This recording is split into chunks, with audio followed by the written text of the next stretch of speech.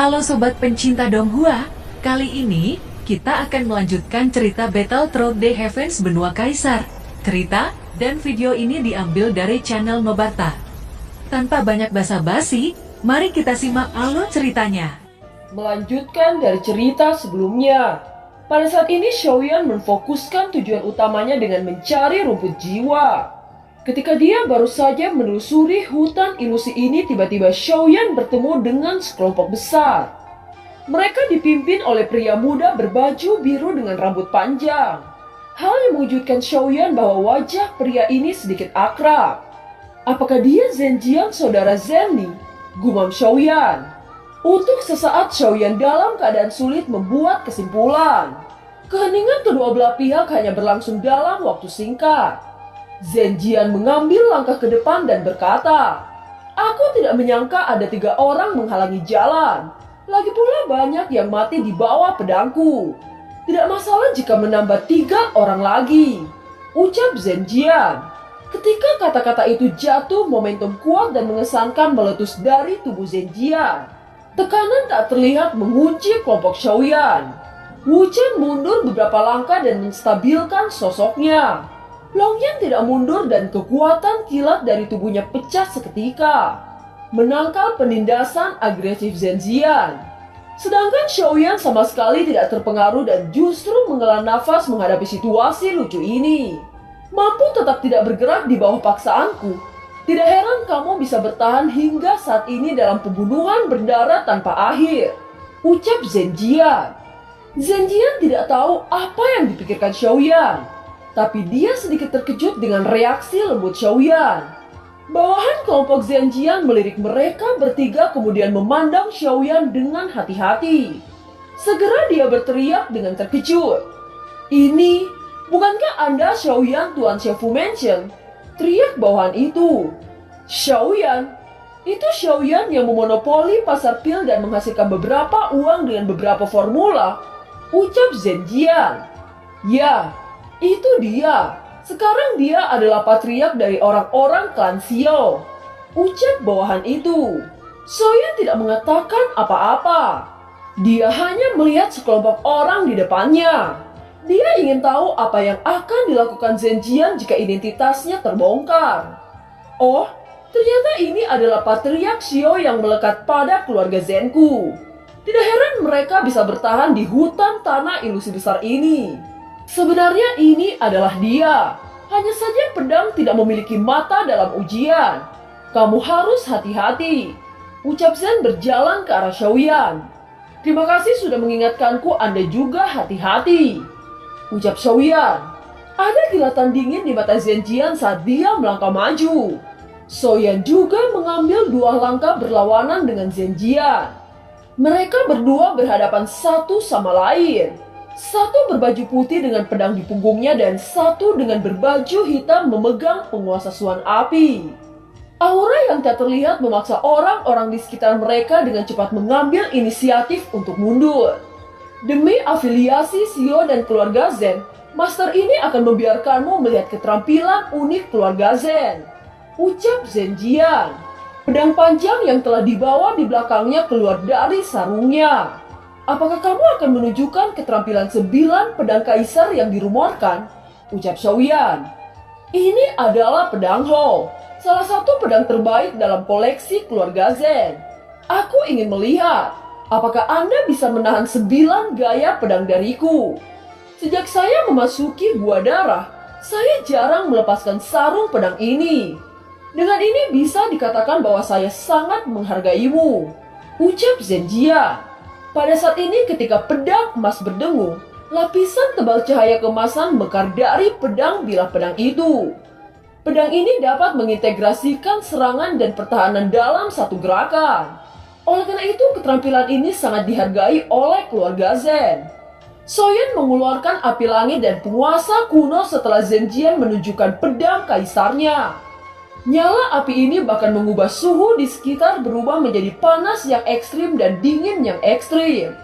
Ternyata ada api langit. Tidak heran kamu dikenal sebagai seorang jenius. Sayangnya kejeniusan itu hanya tergantung pada target, ucap Zhenjiang. Pedang Kaisar gaya pertama, teriak Zenjian. Zenjian melayang ke langit dan jatuh ke bawah seperti burung nasar. Menghadapi ini, Xiaoyan bahkan tidak bergerak sama sekali. Sebagai gantinya, dia perlahan-lahan mengangkat tangannya dan nyala api biru abu-abu dengan cepat muncul dari penguasa Xuan.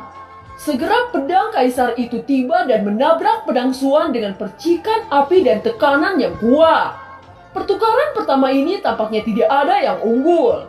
Tetapi semua orang sangat menyadari bahwa Xiaoyan hanya mengambil langkah kecil. Sementara Zenjian sepertinya menggunakan kekuatan sepenuhnya. Tindakan Xiaoyan membuat Zenjian semakin marah.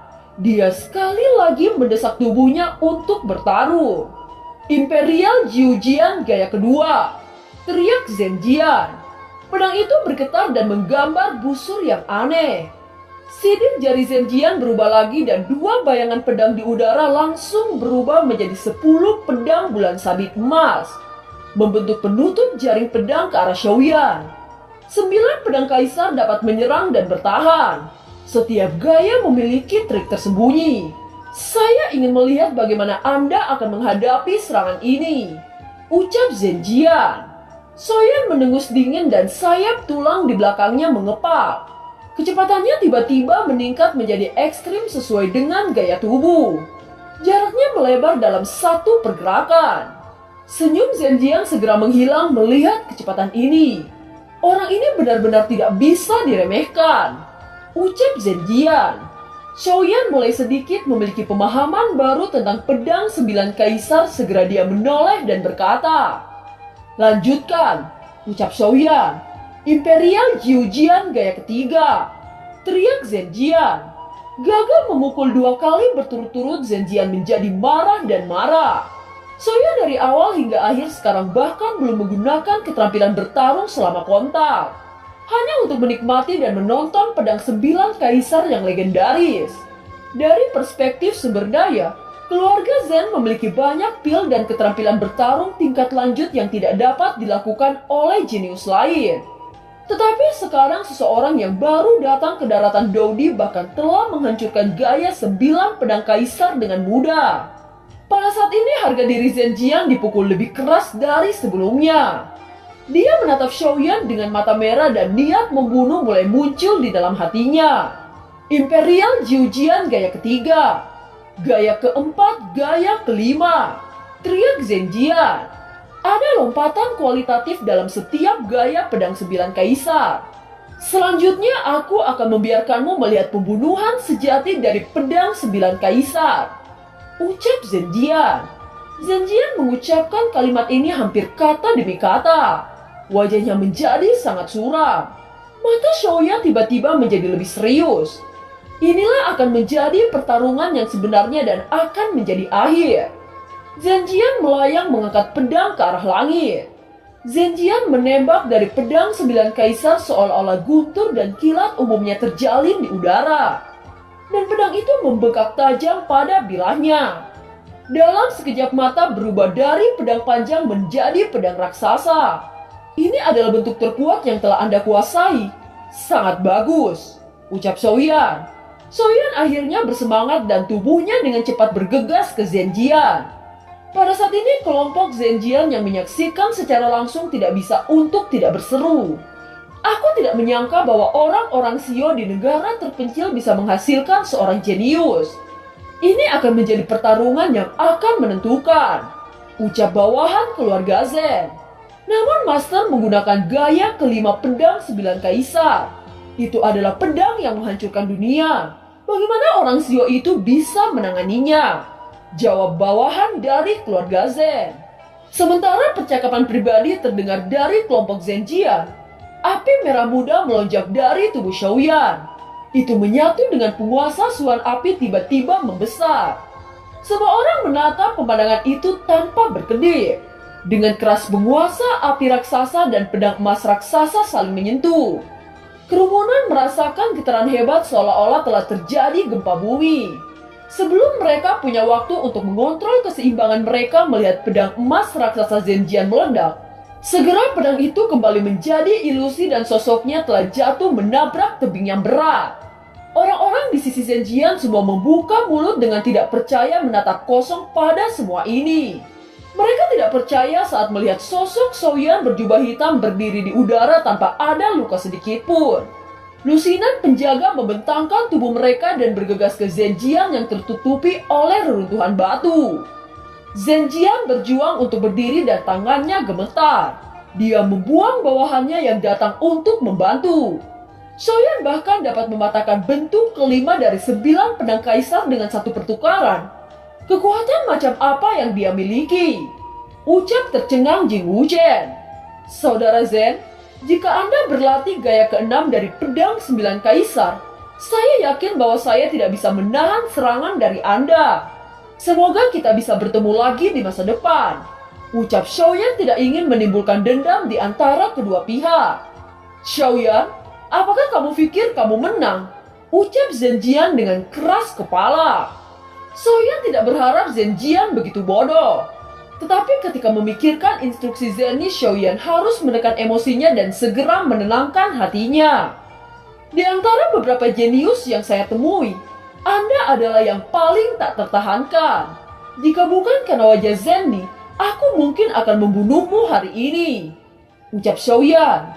Xiaoyan berhenti memperhatikan Zenjian dan melambaikan tangannya pada Longyan dan Jing Wuchen untuk pergi. Pengabaian Xiaoyan sangat merusak harga diri Zenjian yang membuat Zenjian benar-benar kehilangan akal sehatnya.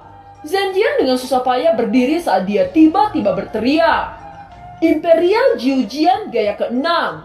Teriak Zenjian. Tuan, teriak para penjaga di sekitar Zenjian dengan penuh kecemasan. Mereka semua tahu bahwa Zenjian hanya sepenuhnya menguasai 5 gaya pertama dari pedang 9 kaisar. Meskipun ambang gaya ke-6 telah terlihat, masih sangat jauh dari benar-benar menguasai gaya ke-6.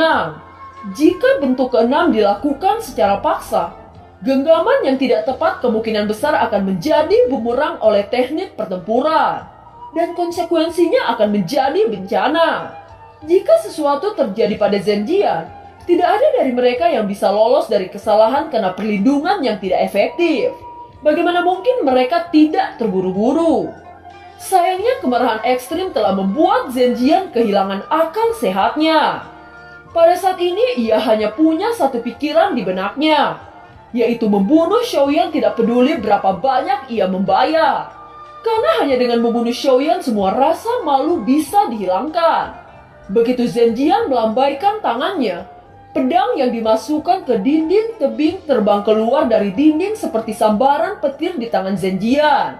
Zenjian memegang pedang dengan kedua tangan, tiba-tiba pedang itu seperti es. Fluktuasi energi dingin tampaknya menghancurkan segalanya. Seluruh ruang mulai bergetar hebat. Namun Zenjian tidak bisa mengendalikan kekuatan besar dari tipe ke-6. Tangannya gemetar dan darah terus keluar dari pori-porinya. Sepintas itu seperti manusia berdarah. Tuan, cepat berhenti. Kamu tidak tahan dengan serangan pedang ini.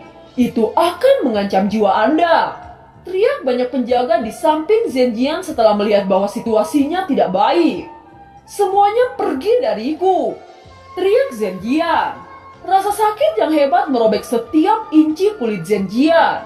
Dan wajah Zenjian telah sangat terdistorsi. Tetapi dia tidak berhenti, sebaliknya dia mengayunkan pedangnya ke bawah. Merasakan serangan Zenjian, Xiaoyan mengungkapkan ekspresi dingin di matanya. Sangat bodoh, maka aku akan melakukannya untukmu, ucap Xiaoyan. Api warna-warni melonjak di tubuhnya. Itu menekan momentum kekerasan dari tipe ke-6 Zenjian. Sementara Zenjian berusaha keras kesulitan untuk mengendalikan gaya ke-6 dari pedang pendekar emas, tubuh Xiaoyan melesat menggunakan langkah cahaya dengan cara tak terlihat. Yang mereka ketahui bahwa sosok Xiaoyan sudah berada di depan Zenjian dan api langit menghantam dadanya dengan keras. Tubuh Zenjian yang sudah terluka semakin terluka saat terbang jauh ke dalam tebing dan membuat guntur yang menggelegar. Semua orang penjaga Zen memiliki ekspresi pahit. Jika Xiaoyan berniat membunuhnya, maka Zenjian tidak akan lolos dari tangannya. Dan film pun berakhir. Terima kasih telah menyimak dari awal sampai akhir ya. Sampai jumpa.